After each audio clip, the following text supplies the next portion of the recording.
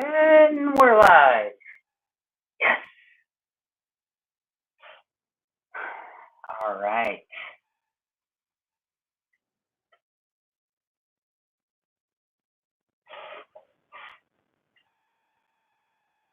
We are live. Sweet. So for anybody who joined us for the prayer time that we had about an hour ago, thank you. Again, I want to encourage you all to keep praying, just asking the Lord to do awesome things. For those of you who are on for the first time, so I have YouTube camera here, I have Instagram camera here, and so kind of going back and forth. I'm probably going to mainly look at this camera. Sorry, Instagram. But that's kind of where we're at. Yeah, so I just wanted to, for those who end up watching this, I just kind of wanted to go through a couple things, but before we just right out the gate, let's talk about kind of what's going on. So we obviously, like, we've canceled Sunday services here. So Sunday morning services canceled, and then Sunday night is canceled as well for today. And how long is this going to be a thing? I don't know.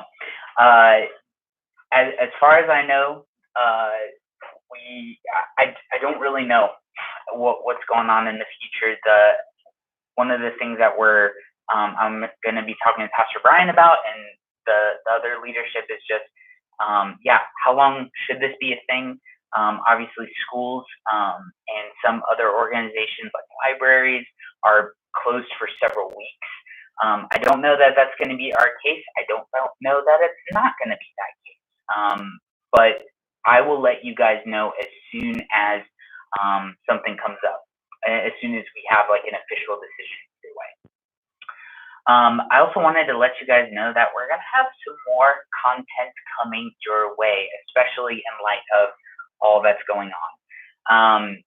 The heart behind it is really, especially with all the craziness going on, is like we just really want to encourage. And kind of like it says in 1 Thessalonians 5:14, we want to exhort our brothers and sisters, warn those who are idle, comfort those who are discouraged, help the weak, be patient with everyone. So just during this time of people being in different situations, whether you're a parent having to deal with maybe your kids being at home more than you're used to, whether you're a student that you were going to school and now you're like at home needing to do school, whether you're just somebody who it's impacting, we want to be a source of encouragement. We want to challenge you guys to maybe use this time and to seize this season that the Lord's given us. This is not a time to just kind of be idle. This is a time to lean in and to be diligent. We have to be a little bit creative because of that, because of just the limitations, but there's ways to do it. And so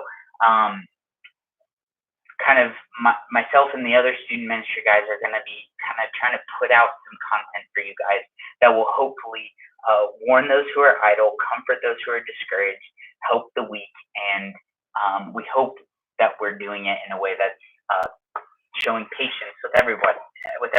So that's that.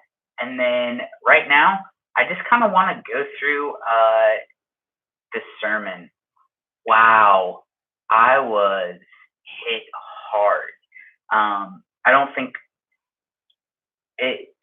I was just hit very. Somebody posted on one of my posts, and it said like I felt lovingly, gently jabbed. I was like, yes, that totally felt like me. That sermon was fire. Like, wow. And I want to encourage you guys, like, if you ever hear a good sermon, like the one today, let whoever was preaching know that it was good, that was helpful, and tell them why. A lot of times it can be like, hey, it was great. The specific encouragement is helpful. But I think the thing that was so crazy about this was the timing of this sermon. So tonight at youth, I was planning on talking about friendships, just like what it means to be a good friend. And Pastor Brian totally hit on part of what I was going to talk about. So I think I just want to like give a couple like hot take reactions, some of this, and just highlight a few things. And hopefully this is helpful to some of you. So yeah, one of the things Pastor Brian said was that this kind of like the Christian life is just a journey of becoming. It's a journey of not arriving, but it's a journey of becoming more and more like Jesus. And I think that's encouraging to me, especially when I'm confronted, like I was this morning, of all the ways that I am not like Jesus. So that was really, really helpful. I'm going to put better lighting. Go. And so, I just the two things that really stuck out to me were pride and humility, and then friendship. So one of the things Pastor Brian said was, what is pride exactly? Pride is the inaccurate assessment of our wisdom, our value, and our very essence in light of others, especially in light of God. It thrives on what you think, what others think of you, and it downplays what God says about you. Humility, on the other hand, is seeing yourself accurately in light of God. Wow, that was so well put. Pride is an inaccurate assessment of just who we are, and it downplays God. I think sometimes it can be easy to say like pride is either we think too much of ourselves, or there's the other spectrum of pride where we just like, oh, we're not that great, we're not that cool, we're not that good, and it just like it can really mess with us. It's ultimately thinking too much, whether it's we think we're awesome or we think we're terrible. It's ultimately thinking too much about us and not enough about God, and not enough about what it's highlighting the wrong thing, if that makes sense. And so Pastor Brian talked about fear of man.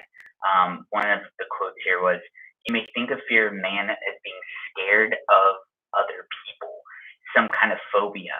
And although that is true, most of the time it is on display in you being so concerned about what everyone thinks about you. It's draining because it bleeds you of your best thoughts and energy that could be spent on time living for what matters most. And I think this, we had a senior small group last night, and I was talking with the seniors, and just recently there's been some things where I've just really been thinking about, like, man, I want to look awesome because of this. And I was really concerned about what other people thought. And it's terrible. And social media doesn't help. There's been a lot of comparing, and just in my head, just comparing myself to others. And I know, like, for you guys, for you students, for you, maybe for you parents, like, what's the thing that you are? What's the thing that's kind of influencing your thoughts? Is social media doing it to you, or is it God's word? The thing we need to be so concerned about is what God thinks about us, not what other people think about us. So that was just like hit me right in the gut.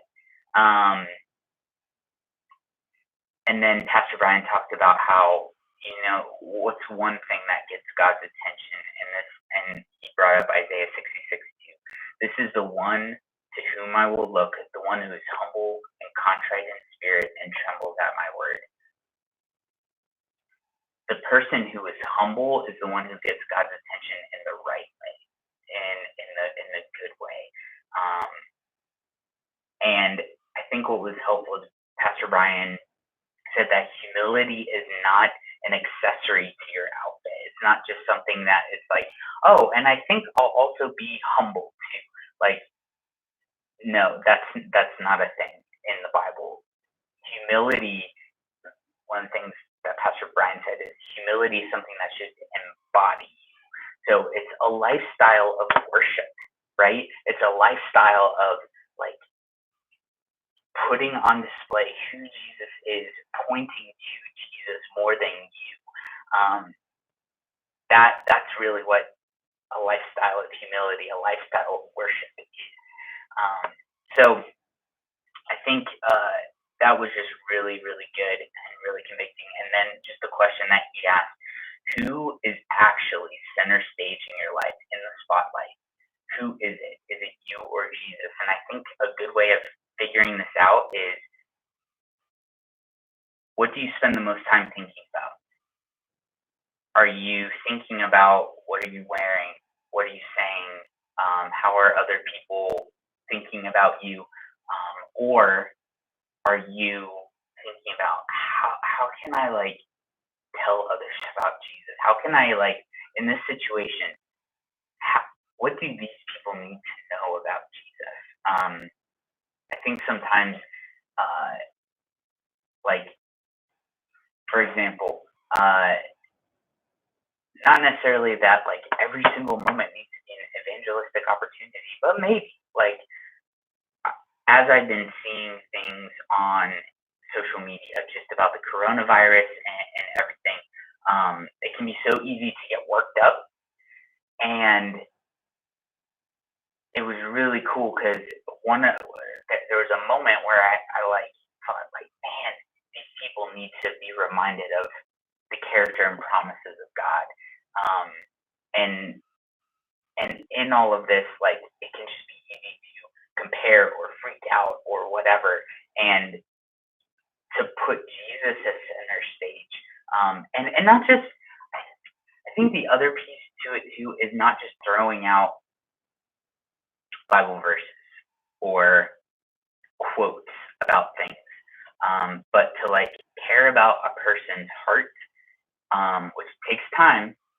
Care about a person's heart and to point them to where there's actual true hope and peace. So, who are you making your life about? Is it you or Jesus? All right, let's get to the friendship part. This was really, really cool. So, Pastor Brian's point says, be killing the part of you that remains shallow and isolated so that deep, meaningful friendships are cultivated. One of the things he says in his sermon is that you can't have genuine friendship or community without truth. Relationships hinge on something bigger than relationship itself. Meaningful relationship requires conviction, but also vulnerability, tears, and a willingness to open up and really share what's on your heart. It's actually really cool because I was planning on talking about in John 15, which is actually a passage we just went over. We were going to talk about friendship, but I'm going to read John 15:12, starting in verse 12. It says, "This is my command: love one another as I have loved you." Sorry, I'm just making sure. Yep, all right. "This is my command: love one another as I have loved you. No one is greater to love than this, to lay down his life for his friends. And you are my friends if you do what I command you. I do not call you servants anymore, because a servant does not know what his master is doing. I have called you friends, because I have made known to you everything that I've heard from my Father.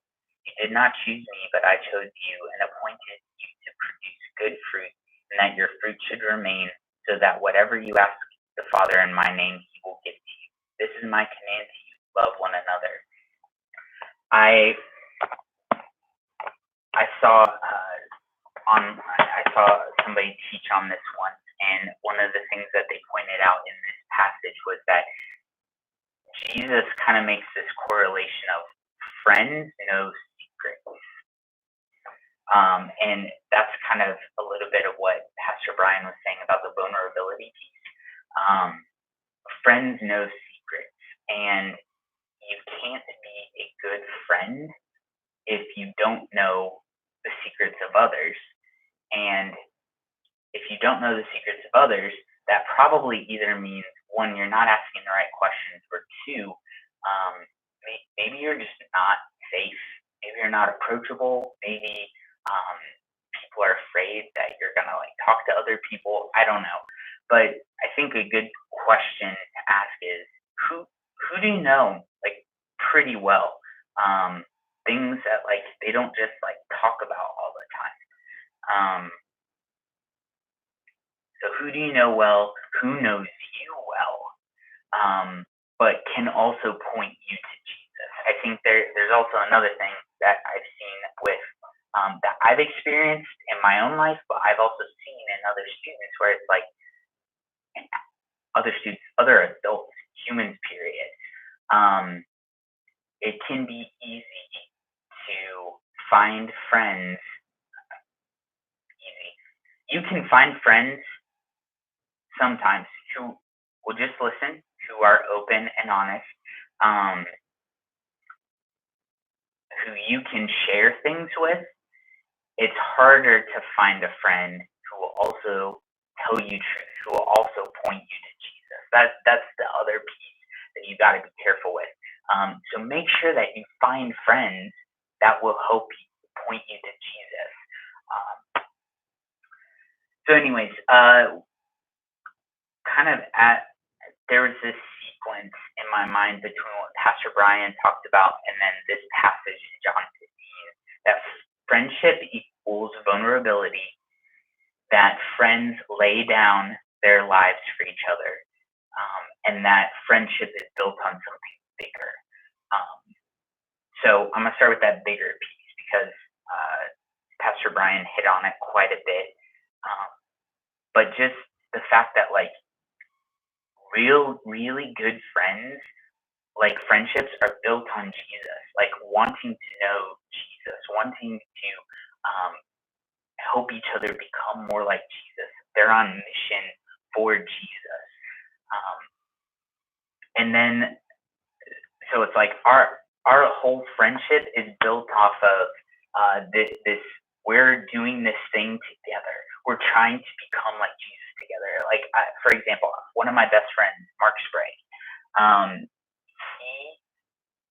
I've known him for about 20 years. Okay, we moved to Kentucky when I was 10, and he was one of the first people I knew. And so we knew each other for a while, but then it wasn't until we started kind of getting on the same mission together that we really started to become friends. So I would say it was around high school where we started serving together in the church. So we were both on the youth worship team and helping to serve that way. We were doing some leadership stuff together, and we were also being vulnerable with each other. So there was also a period where it's like, man,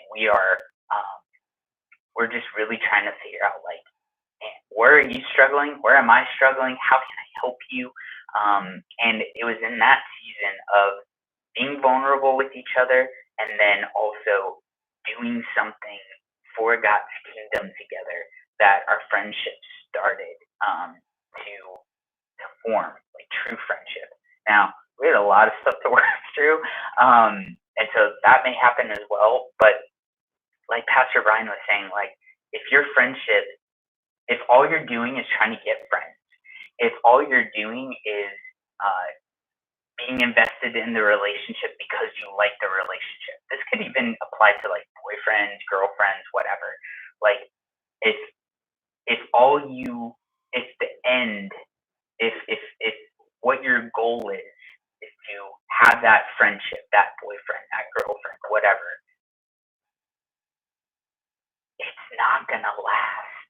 It just isn't. But if it's built off of something else, like my second point where Jesus says, "This is my command: love one another as I have loved you."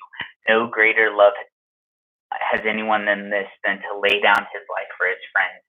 If you are about sacrificing your life for your friends, laying down your life, sacrificing for their good, it's that definition of love that we keep talking about. That love seeks and desires the very best for someone, regardless of cost or outcome.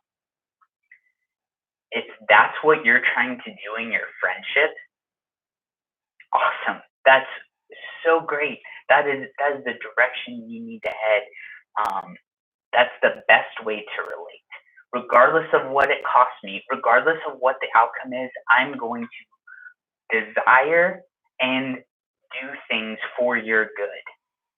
I care about you so much that I'm going to do what is best for you. And normally, what is best is pointing them to Jesus, helping them become more like Jesus, um, and not being self absorbed. What can I get out of the relationship?